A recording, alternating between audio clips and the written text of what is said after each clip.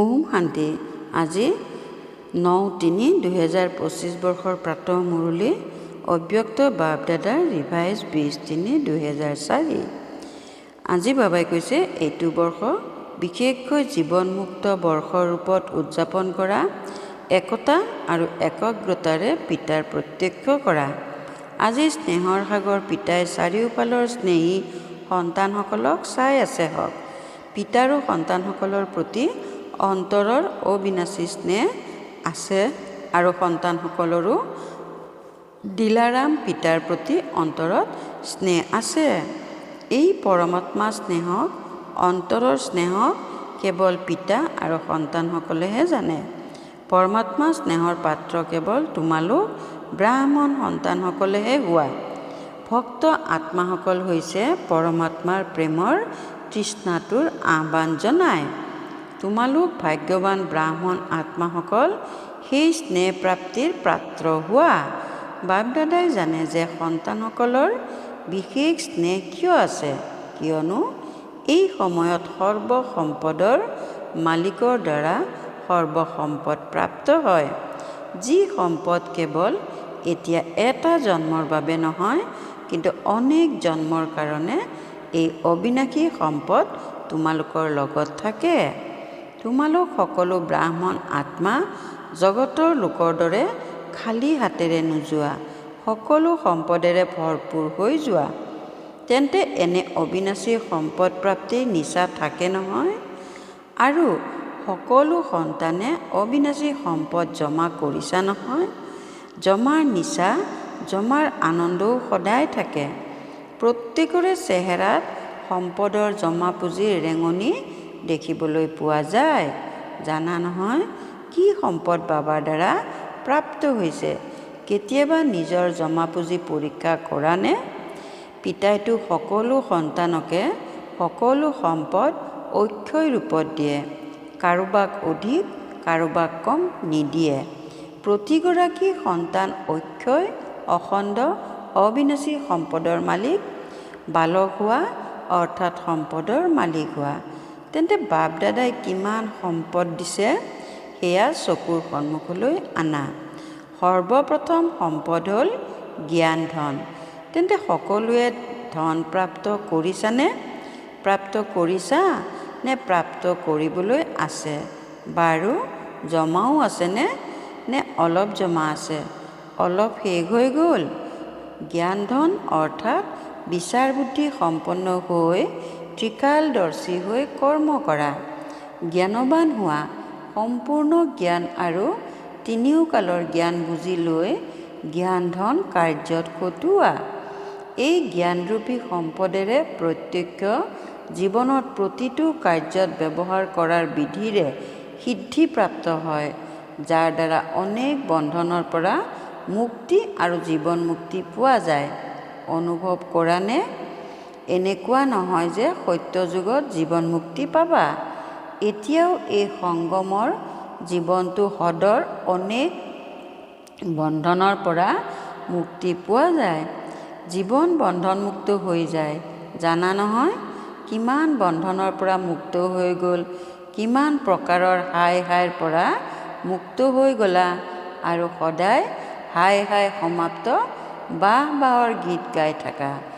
যদি কোনো কথাত অলপো মুখেৰে নহয়, কিন্তু সংকল্প মাত্ৰটো সপোনতো হাই মনলৈ আহে, তেন্তে জীৱনমুক্ত নহয়। বাহ বাহ বাহ এনেকুৱা হয়নে? মাতাসকল হাই হাইটো নকৰা নহয়? নকৰা? কেতিয়াবা কেতিয়াবা কৰা নেকি? পাণ্ডৱে কৰা নেকি? মুখেৰে হয়তো নকৰা, কিন্তু মনত সংকল্প মাত্ৰও যদি কিবা কথা হাই আছে, তেন্তে উৰিব নোৱাৰা। হাই অৰ্থাৎ বন্ধন আৰু ফ্লাই উড়ন্ত কলা অৰ্থাৎ জীৱনমুক্ত, বন্ধনমুক্ত। গতিকে পৰীক্ষা কৰা, কিয়নো ব্ৰাহ্মণ আত্মাসকল যেতিয়ালৈকে বন্ধনমুক্ত নহয়, যিকোনো সোণৰ হীৰাৰ মাৰ্জিত বন্ধনৰ ৰছীৰে বান্ধ খাই থাকে, তেন্তে সৰ্ব আত্মাৰ বাবে মুক্তিৰ দ্বাৰা মুকলি হ'ব নোৱাৰে। তোমালোক বন্ধনমুক্ত হ'লে সৰ্ব আত্মাৰ বাবে দুৱাৰ মুকলি হ'ব। সেয়েহে দ্বাৰ মুকলি হোৱাৰ বা সৰ্ব আত্মাক দুখ অশান্তিৰ পৰা মুক্ত কৰাৰ দায়িত্ব তোমালোকৰ ওপৰত। গতিকে পৰীক্ষা কৰা নিজৰ দায়িত্ব কিমানলৈকে পালন কৰিছা। তোমালোক সকলোৱে বাপ দাদাৰ লগত বিশ্ব পৰিৱৰ্তনৰ কাৰ্যৰ ঠিকা লৈছা। ঠিকাদাৰ হোৱা, দায়বদ্ধ হোৱা। যদি পিতাই বিচাৰে তেন্তে সকলো কৰিব পাৰে, কিন্তু পিতাৰ সন্তানসকলৰ প্ৰতি স্নেহ আছে, অকলে কৰিব নোখোজে। অৱতৰিত হৈয়েই তোমালোক সকলো সন্তানক লগতে অৱতৰিত কৰাইছে। শিৱৰাত্ৰিৰ উদযাপন কৰিছিলা নহয়? কাৰ উদযাপন কৰিলা? কেৱল বাপ দাদাৰ নেকি? তোমালোক সকলোৰতো উদযাপন কৰিলা নহয়? পিতাৰ আদিৰ পৰা অন্তলৈকে সংগী হোৱা, এইটো নিচা আছেনে যে আদিৰ পৰা অন্তলৈকে সংগী হওঁ, ভগৱানৰ সংগী হোৱা? বাপ দাদাই এইটো বছৰৰ ছিজনৰ অন্তৰ ভূমিকা পালন কৰোঁতে এইটোৱেই সকলো সন্তানৰ পৰা বিচাৰিছে। কওঁনে কি বিচাৰোঁ? কৰিব লাগিব। কেৱল শুনিলে নহ'ব, কৰিবই লাগিব। শিক্ষকসকল ঠিক আছেনে? শিক্ষকসকল হাত দাঙা। শিক্ষকসকলে বিচনীও লৰাই আছে। গৰম লাগে। বাৰু, সকলো শিক্ষকে কৰিবানে আৰু কৰাবানে? কৰাবা আৰু কৰিবানে? বাৰু, বতাহো লাগি আছে, হাতো লৰাই আছে। দৃশ্যটো ভাল লাগে, বহুত ভাল। বাপ দাদাই এই ছিজনৰ সমাপ্তি সমাৰোহত এক নতুন প্ৰকাৰৰ দীপমালা উদযাপন কৰিব বিচাৰে, বুজিলা? নতুন প্ৰকাৰৰ দীপমালা উদযাপন কৰিব বিচাৰে। তেন্তে তোমালোক সকলো দীপমালা উদযাপন কৰিবলৈ সাজু আছানে? যিসকল সাজু আছে তেওঁলোকে হাত দাঙা। এনেই হয় বুলি নক'বা। বাপ দাদাক আনন্দিত কৰিবলৈ হাত নাদাঙিবা, অন্তৰেৰে দাঙিবা। বাৰু, বাপ দাদাই নিজৰ অন্তৰৰ আশাবোৰ সম্পন্ন কৰাৰ দীপ জ্বলি থকা চাব বিচাৰে। গতিকে বাপ দাদাৰ আশাৰ দীপকৰ দীপমালা উদযাপন কৰিব বিচাৰে, বুজিলা? কি দীপাৱলী স্পষ্ট হ'লনে? তেন্তে বাপ দাদাৰ আশাৰ দীপক কি? যোৱা বছৰৰ সৈতে এই বছৰো ছিজন পূৰা হৈ গ'ল। বাপ দাদাই কৈছিল তোমালোক সকলোৱে সংকল্প কৰিছিলা, স্মৃতিত আছেনে? কিছুমানে সেইটো সংকল্প কেৱল সংকল্পলৈকে পূৰা কৰিছে, কোনোবাই সংকল্প আধা পূৰা কৰিছে, আৰু কিছুমানে ভাবে, কিন্তু ভাবাটো সীমিত। সেইটো সংকল্প কি? একো নতুন কথা নহয়, পুৰণি কথা। স্বপৰিৱৰ্তনেৰে সকলোৰে পৰিৱৰ্তন। বিশ্বটোৰ কথা বাদেই দিয়া, কিন্তু বাপ দাদাই স্বপৰিৱৰ্তনেৰে ব্ৰাহ্মণ পৰিয়ালৰ পৰিৱৰ্তন এয়া চাব বিচাৰে। এতিয়া এইটো শুনিব নিবিচাৰে যে এনেকুৱা হ'লে এইটো হ'ব। এওঁ পৰিৱৰ্তন হওক, তেতিয়া মই পৰিৱৰ্তন হ'ম। এওঁ কৰক, তেতিয়া মই কৰিম। এই ক্ষেত্ৰত প্ৰতিগৰাকী সন্তানক পিতা ব্ৰহ্মাই বিশেষভাৱে কৈ আছে যে মোৰ সমান হে অৰ্জুন হোৱা। ইয়াত প্ৰথমে এওঁ নহয়, প্ৰথমে মই। এইটো মই কল্যাণকাৰী মই, বাকী সদৰ মই অৱনীত কৰাওঁতা হয়। এই ক্ষেত্ৰত যি প্ৰবাদ আছে, যি কৰে তেৱেই অৰ্জুন, তেন্তে অৰ্জুন অৰ্থাৎ 1 নম্বৰ। ক্ৰম অনুসৰি নহয়, 1 নম্বৰ। তেন্তে তোমালোক 2 নম্বৰৰ হ'ব খোজা নে 1 নম্বৰৰ হ'ব খোজা? বহুত কাৰ্যত বাপ দাদাই দেখিছে হাঁহি উঠা কথা, পৰিয়ালৰ কথা শুনায়। পৰিয়াল বহি আছে নহয়, এনেকুৱা কিবা কাম হ'লে বাপ দাদাৰ ওচৰলৈ সংবাদ আহে। এনেকুৱা বহুত কাৰ্য আৰু অনুষ্ঠান হয় য'ত বিশেষ আত্মাসকলৰ নিমিত্ত হয়। বাপ দাদাৰ ওচৰলৈ, দাদীসকলৰ ওচৰলৈ সংবাদ আহে, কিয়নো শাখাৰতো দাদীসকল আছে। বাপ দাদাৰ ওচৰলৈতো সংকল্প আহি পায়। তেন্তে কি সংকল্প আহে? মোৰো নাম ইয়াত থকা উচিত। মই জানো কম, মোৰ নাম কিয় নাই? পিতাই কয়, হে অৰ্জুন, তোমাৰ নাম কিয় নাই? থাকিব লাগে নহয় নে থাকিব নালাগে? থাকিব লাগেনে? সন্মুখত মহাৰথী বহি আছে, থাকিব লাগে নহয়? থকা উচিত নে? গতিকে পিতা ব্ৰহ্মাই যি কৰি দেখুৱালে, কাকো নাচালে, এওঁ নকৰে তেওঁ নকৰে নহয়। প্ৰথমে মই এই মই যিটো আগতে শুনাইছিলোঁ, অনেক প্ৰকাৰৰ মাৰ্জিত ৰূপৰ মই শুনাইছিলোঁ নহয়, সেয়া সকলো সমাপ্ত হৈ যায়। গতিকে বাপ দাদাৰ এইটো ছিজন সমাপ্তিৰ আশা এইটোৱেই যে প্ৰতিগৰাকী সন্তান যিয়ে ব্ৰহ্মা কুমাৰ কুমাৰী বুলি পৰিচয় দিয়ে, মানে জানে সেই প্ৰতিগৰাকী ব্ৰাহ্মণ আত্মা সংকল্পৰ ৰূপতো যি সদৰ বন্ধন আছে, সেই বন্ধনৰ পৰা মুক্ত হওক। পিতা ব্ৰহ্মাৰ সমান বন্ধনমুক্ত জীৱনমুক্ত। ব্ৰাহ্মণ জীৱনমুক্ত, সাধাৰণ জীৱনমুক্ত নহয়। ব্ৰাহ্মণ শ্ৰেষ্ঠ জীৱনমুক্তৰ এইটো বিশেষ বৰ্ষ উদযাপন কৰা। প্ৰত্যেক আত্মাই যিমানেই নিজৰ সূক্ষ্ম বন্ধনবোৰক জানে, সিমানে আন কোনেও জানিব নোৱাৰে। বাপ দাদাইতো জানে, কিয়নো বাপ দাদাৰ ওচৰততো টিভি আছে, মনৰ টিভি, শৰীৰৰ নহয়, মনৰ টিভি। তেন্তে এতিয়া আকৌ যি ছিজন হ'ব, ছিজনটো হ'ব নহয় নে ছুটি দিওঁ? নালাগে। এবছৰততো ছুটি থকা উচিত, থাকিব নালাগে নেকি? পাণ্ডৱ, এবছৰ ছুটি দিওঁনে? অৰ্থাৎ দাদাজীয়ে কৈ আছে মাহত 15 দিনৰ ছুটি। বাৰু, বহুত ভাল। সকলোৱে কৈছে। যিসকলে কৈছা ছুটি দিব নালাগে, তেওঁলোকে হাত দাঙা। নালাগে? বাৰু। ওপৰৰ গেলাৰীত বহাসকলে হাত লৰোৱা নাই, অৰ্থাৎ গোটেই সভাত হাত লৰালে। বহুত ভাল। পিতাইতো সদায় সন্তানসকলক হয় হয় বুলি কয়। ঠিক আছে। এতিয়া পিতা সন্তানসকলে কেতিয়া হয় বুলি ক'ব? পিতাৰ দ্বাৰাতো হয় বুলি কোৱাই ল'লা। গতিকে পিতাই কয়, পিতায়ো এটা চৰ্ত দিছে। চৰ্ত মানিবানে? সকলোৱে হয় বুলিতো কোৱা, দৃঢ়নে? অলপো আওকাণটো নকৰা নহয়। এতিয়া সকলোৰে চেহেৰাত টিভিত উলিওৱা। বাৰু, পিতাও আনন্দিত হয় যে সকলো সন্তান হয় হয় বুলি কওঁতা হয়।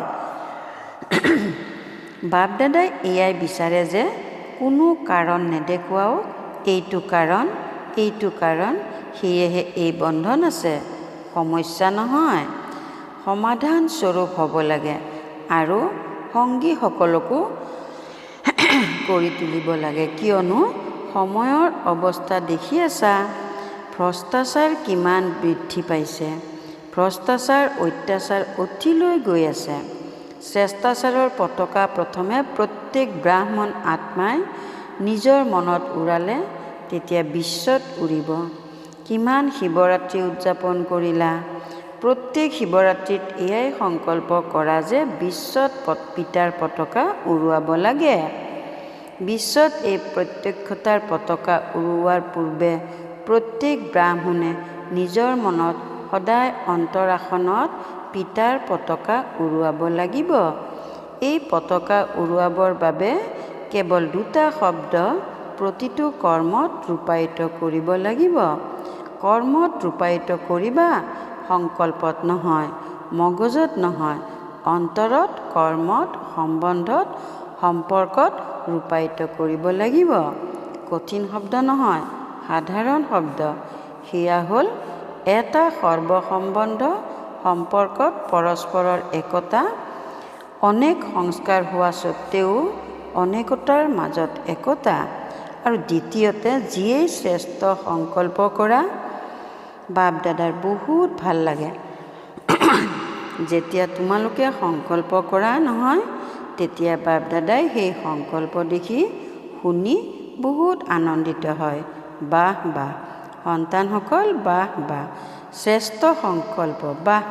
কিন্তু আহি যায়, আহিব নালাগে, কিন্তু আহি যায়। সংকল্প গৰিষ্ঠ সংখ্যক অৰ্থাৎ 90% বহুত সন্তানৰ বহুত ভাল ভাল চলে। বাপ দাদাই ভাবে আজি এই সন্তানটিৰ সংকল্প বহুত ভাল, উন্নতি হৈ যাব, কিন্তু বাণীত আহিলে আধা কম হৈ যায়, কৰ্মত আকৌ 3/4 কমি যায়, মিহলি হৈ যায়। কাৰণ কি? সংকল্পত একাগ্ৰতা, দৃঢ়তা নাই। যদি সংকল্পত একাগ্ৰতা থাকে তেন্তে একাগ্ৰতা হৈছে সফলতাৰ সাধন, দৃঢ়তা হৈছে সফলতাৰ সাধন। তাত পাৰ্থক্য আহি যায়। কাৰণ কি? বাপ দাদাই ফলাফলত এটা কথাই দেখিবলৈ পায়, আনৰ ফালে বেছিকৈ চাই। তোমালোকে কোৱা নহয়, অৰ্থাৎ বাপ দাদাই এটা আঙুলি আগলৈ কৰি দেখুৱালে, এনেকুৱা কৰে, তেন্তে এটা আঙুলি আনৰ ফালে, 4টা নিজৰ ফালে, 4টাক নাচাই এটাক বেছিকৈ চাই। সেয়েহে দৃঢ়তা আৰু একাগ্ৰতা, একতা তল ওপৰ হৈ যায়। এওঁ কৰক, তেতিয়া মই কৰিম। এই ক্ষেত্ৰত যিয়ে কৰে তেওঁৱেই অৰ্জুন হ'ব লাগে। কিন্তু তাত 2য় নম্বৰ হৈ যায়। নহ'লে নিজৰ শ্লোগান সলনি কৰা। স্ব-পৰিৱৰ্তনেৰে বিশ্ব পৰিৱৰ্তনৰ সলনি বিশ্ব পৰিৱৰ্তনেৰে স্ব-পৰিৱৰ্তন কৰা। আনৰ পৰিৱৰ্তনেৰে স্ব-পৰিৱৰ্তন সলনি কৰোঁনে? কৰিব নালাগে নেকি? তেন্তে বাপ দাদায়ো এটা চৰ্ত বান্ধি দিছে, সন্মত আছানে? কওঁনে? বাপ দাদাই 6 মাহৰ ফলাফল চাব, তাৰ পাছত আহিব, নহ'লে নাহে। যিহেতু পিতাই হয় বুলি ক'লে তেন্তে সন্তানসকলেও হ'ব বুলি ক'ব লাগে নহয়। যিয়েই নহওক, বাপ দাদাইতো কয়, স্ব-পৰিৱৰ্তনৰ কাৰণে সদৰ মইবোধৰ পৰা মৰিব লাগে। মইবোধৰ পৰা মৰা শৰীৰেৰে নহয়, শৰীৰেৰে নমৰিবা, মইবোধৰ পৰা মৰা। মই শুদ্ধ, মই এয়া হওঁ, মই জানো কম, ময়ো সকলো হওঁ। এই মইবোধৰ পৰা মৰিব লাগে। মৰিব লাগিলেও এই মৃত্যু বহুত মিঠা মৃত্যু, এয়া মৰা নহয়। 21 জন্মৰ ৰাজ্যভাগ্যৰে জীয়াই থাকা। তেন্তে সন্মত আছানে? শিক্ষকসকল সন্মত আছানে? ডবল বিদেশীসকলে যি সংকল্প কৰে সেয়া কৰাত সাহস ৰাখে। এইটো বিশেষত্ব আছে। আৰু ভাৰতবাসী 3 গুণ সাহসী। তেওঁলোক যদি 2 গুণ, তেন্তে এওঁলোক 3 গুণ। গতিকে বাপ দাদাই এয়াই চাব বিচাৰে। বুজিলা? এয়াই বাপ দাদাৰ শ্ৰেষ্ঠ আশাৰ দীপক প্ৰতিগৰাকী সন্তানৰ ভিতৰত জ্বলি থকা চাব বিচাৰে। এতিয়া এইবাৰ এইটো দীপাৱলী উদযাপন কৰিব লাগিলে 6 মাহ পাছত উদযাপন কৰিবা। আকৌ যেতিয়া বাপ দাদাই দীপাৱলী সমাৰোহ চাব তেতিয়া নিজৰ কাৰ্যসূচী জনাব। কৰিবতো লাগিবই। তোমালোকে যদি নকৰা তেন্তে পিছৰসকলে কৰিব জানো? মালাটো তোমালোকৰ হয় নহয়। 16,108টো তোমালোক পুৰণাসকলেই আহিবা নহয়, নতুনসকলটো পিছে পিছে আহিব। অৱশ্যে হয়, কোনোবা শেষত আহিও প্ৰথমত যাব। কোনো উদাহৰণ থাকিব যিয়ে শেষত আহিও তীব্ৰ গতিৰে প্ৰথমত যাব। কিন্তু কিছু সংখ্যক, বাকীটো তোমালোকেই প্ৰত্যেক কল্পত হৈছা, তোমালোকেই হোৱা। লাগিলে য'তেই বহি আছা, বিদেশত বহি আছা বা দেশত বহি আছা, কিন্তু তোমালোক যিসকল বহুকালৰ দৃঢ় নিশ্চয় বুদ্ধিৰ, তেওঁলোক অধিকাৰী হয়েই। বাপ দাদাৰ স্নেহ আছে নহয়। তেন্তে যিসকল বহুকালৰ ভাল পুৰুষাৰ্থী, সম্পূৰ্ণ পুৰুষাৰ্থী নহয় কিন্তু ভাল পুৰুষাৰ্থী, তেওঁলোকক বাপ দাদাই এৰি থৈ নাযায়, লগত লৈয়েই যাব। সেয়েহে দৃঢ় নিশ্চয় কৰা, আমিয়েই আছিলোঁ, আমিয়েই হ'ম, আমিয়েই লগত থাকিম। ঠিক আছে নহয়? দৃঢ় হোৱা নহয়। বছ, কেৱল শুভচিন্তক, শুভচিন্তন, শুভ ভাৱনা, পৰিৱৰ্তনৰ ভাৱনা, সহযোগ দিয়াৰ ভাৱনা, দয়ালু অন্তৰৰ ভাৱনা জাগ্ৰত কৰা। এতিয়া সুপ্ত কৰি ৰাখিছা, জাগ্ৰত কৰা।